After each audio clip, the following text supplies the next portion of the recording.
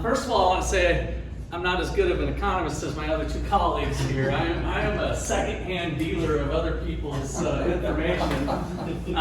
So I'm going to be using my notes a little bit better. Those guys came from the heart, and I had to do a lot of work on just kind of coming up to speed. But the conference has been cool and bringing me up to speed on a lot of historical stuff.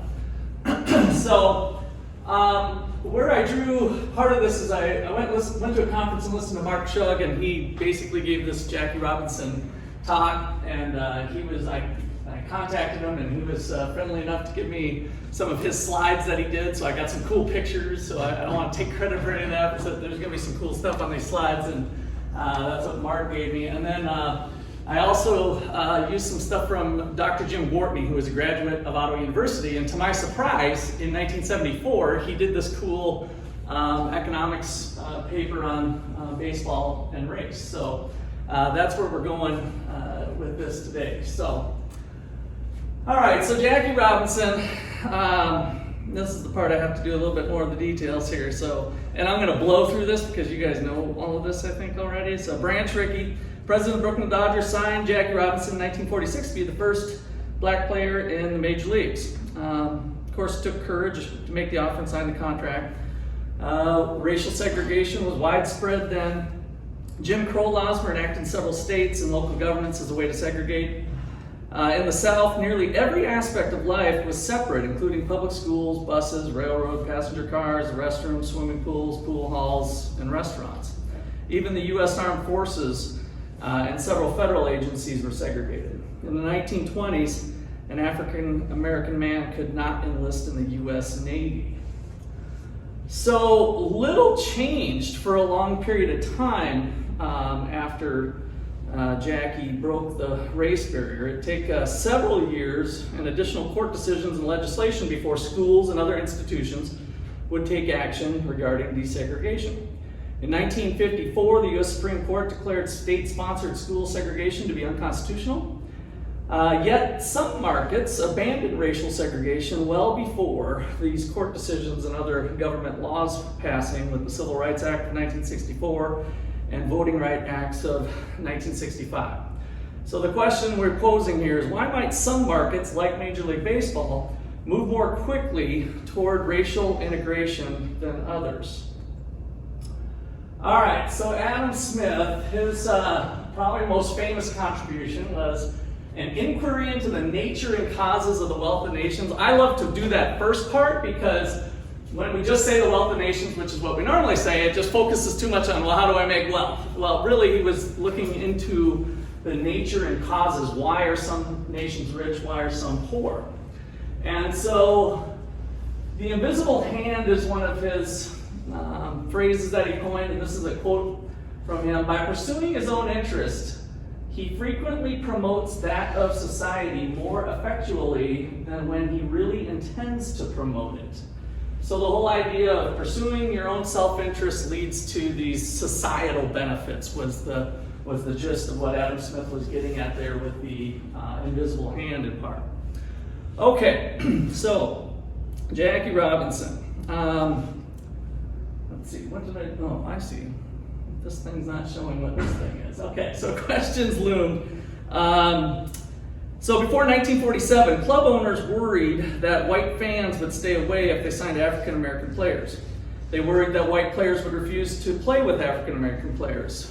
Boycotts, fights, strikes, or worse. They worried that revenues would decline. Robinson endured beanballs, racial epithets, spitting, and spikings. In 1946, Pee Wee Reese from Kentucky refused to sign a petition by players for playing with a black player. Reese told the boycott leaders, "I'm not signing that, no way." And later, some of these myths I've learned now from the conference that Dr. Hazuka's debunked maybe on some, but still, even with the myth going on, it still means something. So Reese was quoted in the New York Times, "I just wanted to play baseball. I'd just come back from serving in the South Pacific with the Navy in World War II. I had a wife and a daughter to support. I needed the money. I just wanted to get on with it." So again, Pee Wee was probably serving, he's at least reflecting a little bit that he's serving his own self-interest with taking care of his wife and kids in terms of getting past some people's grief with playing baseball with Jackie.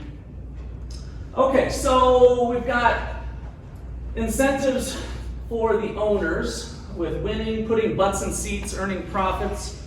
And on Jackie's side, of course, they would be getting paid much more than what they were in the other leagues that were available to them. And so we had a potential win-win situation by transacting. However, the cartel that was formed and made legal by the U.S. government with the 1922 Supreme Court case, they were exempted from antitrust laws. So there's a lot of work in economics on whether somebody's becoming a monopoly and whether they're working together. So in general, we try to keep competition alive and well. And the courts basically said, no, club owners, you're okay. You can collude with each other and choose in this case to only sign white players. And so that was part of their arrangement. So this is an interesting fact that came out of Gortney's paper that I didn't see in other places. So Bill Veeck, I think you guys are familiar with, actually went to buy the Phillies in 1944, but then after a conference with the baseball commissioner, the existing owners sold for half the price Veeck was willing to pay. So what this is an interesting example of is how the market punishes people who are discriminating. The owners choose to discriminate, they paid a price for it at least. There was at least a penalty of some sort. Maybe to them it was worth it, maybe it wasn't. But the point is, we want to kind of look at how the market system punishes people who are discriminating. And this was just one example from Veeck. And then of course, Veeck in 1962, in one of his autobiographies, writes, with Satchel Paige, Roy Campanella, Luke Easter, Monte Irvin, and countless others in action, I had not the slightest doubt that in 1944, a war year, the Phillies would have leaped from 7th place to the pennant. And so he was a big believer that that would have been a winning way for him. So as you know, he became the Cleveland Indians owner and got Larry Doby just a few weeks after Robinson. And Doby, as you guys know, didn't get as much notoriety for that as Jackie, since he was the first, but it was literally just a few weeks later. So how did competition play into this? So we have New York to California semi-pro leagues. The pressure was great. They were signing some African-American players. Pedro mentioned, I didn't know when he played for the Bismarck team, but I had this as part of my presentation. In 1935, the Bismarck, North Dakota team fielded a team that was half white and half black, as he mentioned. So I don't know if that was the exact year he was there. Satchel Paige was on that team. Then Paige goes to the Kansas City Monarchs. Dozens of black professional and semi-professional teams played from 1887 to 1950. And of course, the Negro League was one of the most famous ones in 1920, done by Ruth Foster. There was competition from the Barnstormers. So they had the Omaha Tigers and the Miami Giants, and they would travel all over the Midwest and compete there, and that brought competition to other major leagues. In New York City, with mass transit, fans were able to shift their loyalties pretty fast between the three teams, the Brooklyn Dodgers, the New York Yankees, and the New York Giants. And so right in that area where we had the major competition among each other, so competition was fierce to get the best talent. So in 1946, the Brooklyn Dodgers finished 2 games behind the Cardinals. Rickey signs Robinson, then who went to the Montreal Royals. Both these two expected to gain from this transaction. Of course, the rest is history. 1947, Dodgers win the National League pennant. Won it again 49, 52, 53, 55, 56, and the Dodgers won the World Series in 55. So Rickey was an overnight success with the move that he did with Jackie Robinson. And he quickly went on to sign more players, such as Roy Campanella and Don Newcomb. So, what is, oh, my clicker's not going here. All right, so those are the things that owners were worried about. And it turned out it was a good win. So now to Jim Gortney's, and watch my time here, leave a little bit of time for the actual numbers. So 1974, He writes this paper with his co-author, Employer Costs of Discrimination in the Case of Baseball. And so on this chart here is the 16 major league teams, and let's see if I can get that laser going. Right here is black player years. So the Dodgers had the most number of years, so if a player played for 5 years, that would be a 5 plus the other team plus the other team. So they're ranked here according to that. So you've got discriminating teams, and then you've got non-discriminating teams. Here's their one-loss record of how high they were. Look at that. The only exception to the rule was the late adopter of hiring black athletes was the New York Yankees. They were first, but otherwise, the top 5 were outstanding. And that led to 5.6 more games of the top 8 than the last. And so the evidence is pretty clear that it was a successful thing to do in terms of getting those wins.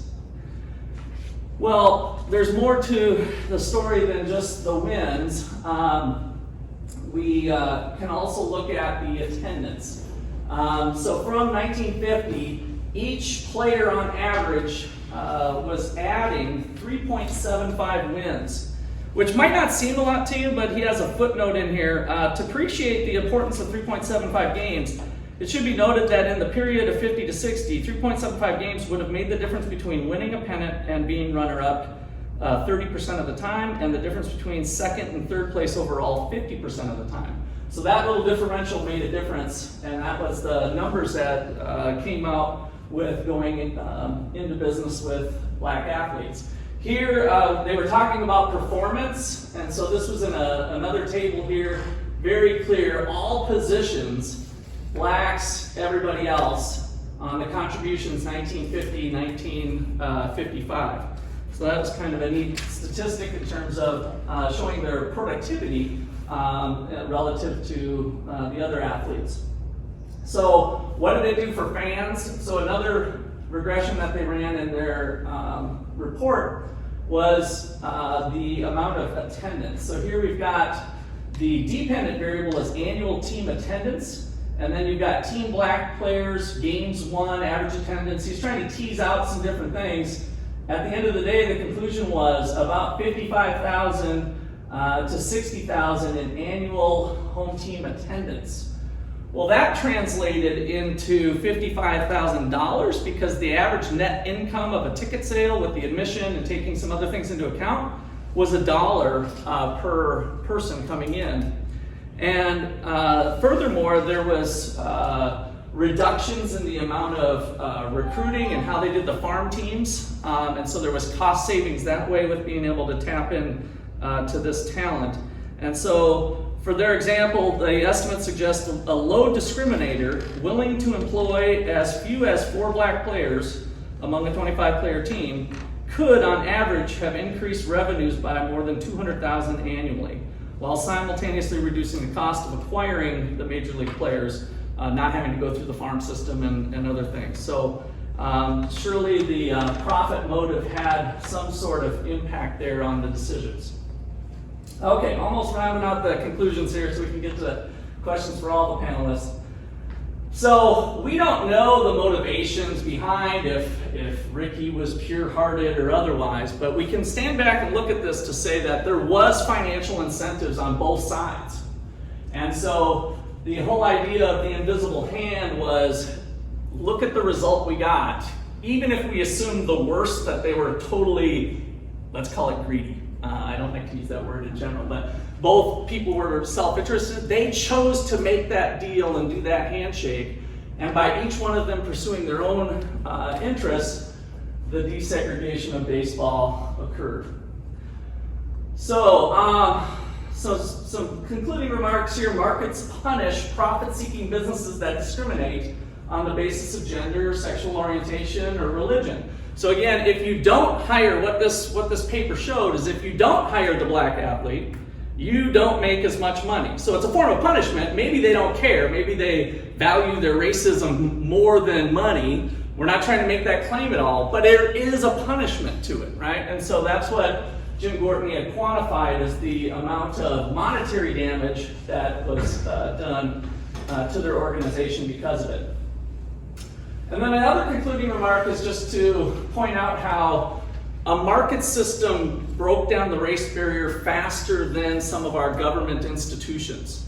There was quite a lag time by the time we get to 1964, of course, and some other areas with the 54 Brown versus Board of Education. And so here we have an example where the market did it quicker than what the government, because a lot of the bureaucrats and government officials, they don't bear the financial costs like the owners of the baseball teams do. And that's kind of part of the point of having a market system where people will have to pay, whereas through a government change in regulation or change in something else, those politicians don't bear that cost, and they probably just move on to other things. Okay, that is it.